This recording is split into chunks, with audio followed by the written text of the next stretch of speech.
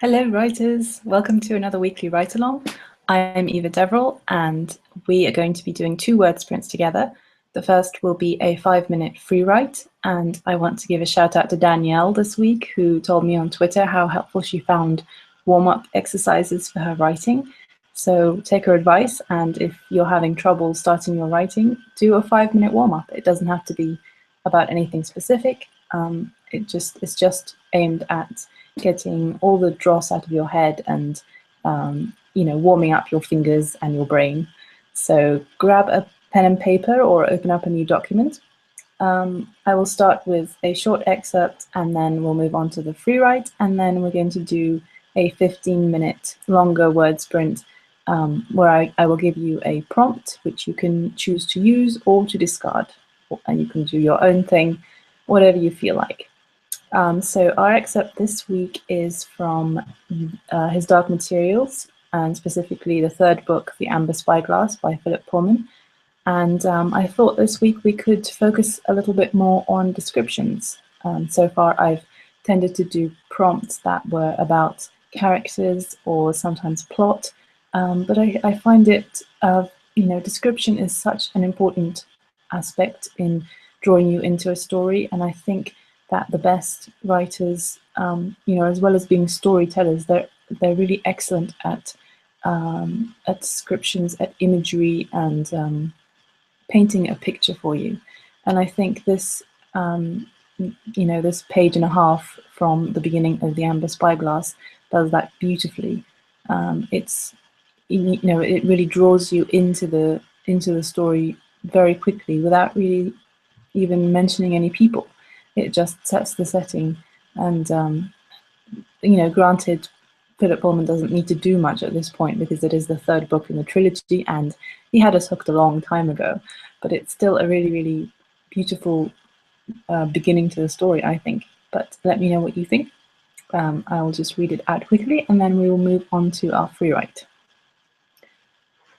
In a valley shaded with rhododendrons, close to the snow line, where a stream milky with meltwater splashed, and where doves and linnets flew among the immense pines, lay a cave, half hidden by the crag above and the stiff, heavy lines that clustered below.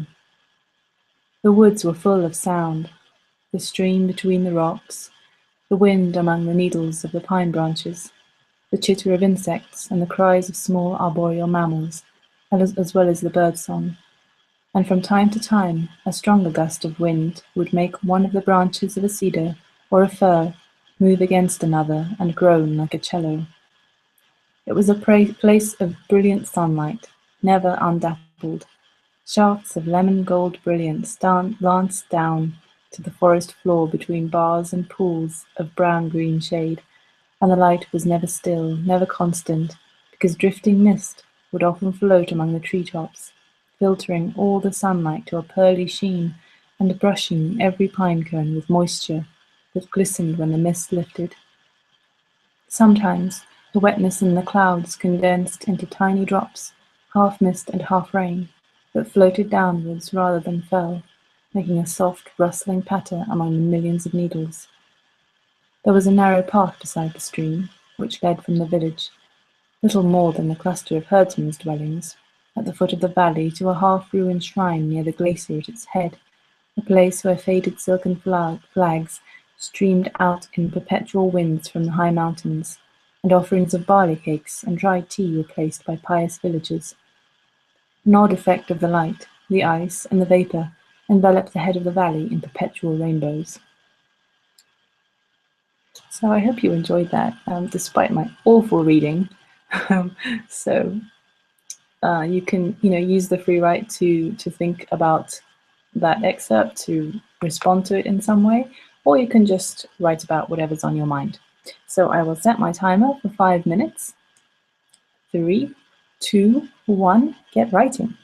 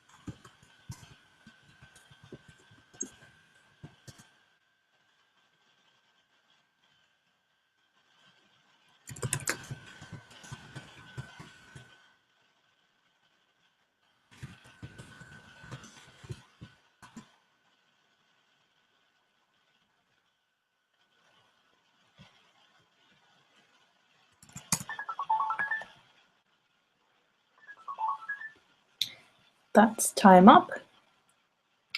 So hopefully you've got everything out of your mind and you're ready for the longer word sprint. So here's our prompt. Describe a familiar place in an unfamiliar era. So have a think about that for a second. I will set my timer. So let's get ready, set, and start writing.